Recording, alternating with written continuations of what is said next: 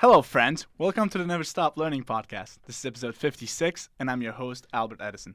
I have the pleasure to have the renowned Professor Michelle Streep as our guest today on the show. Hey Albert, I'm glad to be here and excited to get started. Love to hear it. Got limited time today, so let's get to it.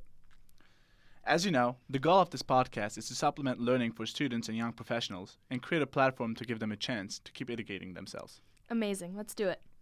So we're going to talk about different aspects and impacts of learning. Today's topic is podcast. Then I'll ask for a couple of podcast recommendations, and we also might throw in some useful podcast tips along the way. So let me first ask you, how podcasts affect the learning of individuals? Well, podcasting used in an educational environment provides students key personalized support. Podcasts explaining course content presents learning opportunities to students outside of a lecture setting and allows students less adept at retaining information in a classroom the chance to engage with content on their own time. Great introduction. Now, before we get to the list of podcasts you would like to recommend to our listeners, I want to hear some useful tips and maybe even warnings on how to use podcasts. Well, first things first, podcasts might not be as safe as you think. Obviously, no direct physical harm can come from listening to a podcast. However, there is research that individuals shouldn't listen to podcasts on the road while driving. It affects the brain much differently than listening to music. It could captivate your brain more and cause an accident. So no podcast while driving. What about while going for a run or walking to class?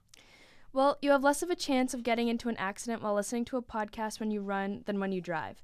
However, I don't believe you'll be able to take the most out of the content of a podcast while you run or walk. Your brain has to concentrate heavily on your environment, and you might miss a lot of the information that you're listening to.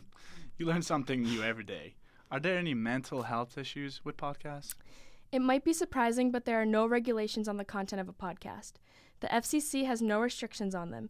Anything discussed in any podcast is available for anyone, so people should be careful on what and who they are listening to. Okay. Let's turn our attention to podcast examples now. Let me begin by asking, what's your favorite podcast? My personal favorite is the Joe Rogan Experience. He has incredible guests along with very well-known celebrities as well. But whoever the guest is, the topic is always entertaining and educational.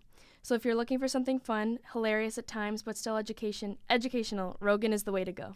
I couldn't agree more. Joe is definitely at the top of the food chain.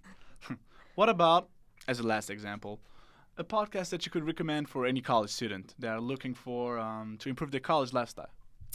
Look no further than the College Info Geek podcast. Martin and Tom are two young men doing an incredible job on giving useful tips on how to study, be more productive, and any lifestyle tips that you might need as a college student. Well, Michelle, this has been great. Love to have you on the show, and can't wait to have you back for another avalanche of informational and educational podcasts. Thanks for having me, Albert. This was Never Stop Learning with Albert Edison, and next, we are talking about the real dangers of climate change, since climate change is actually happening.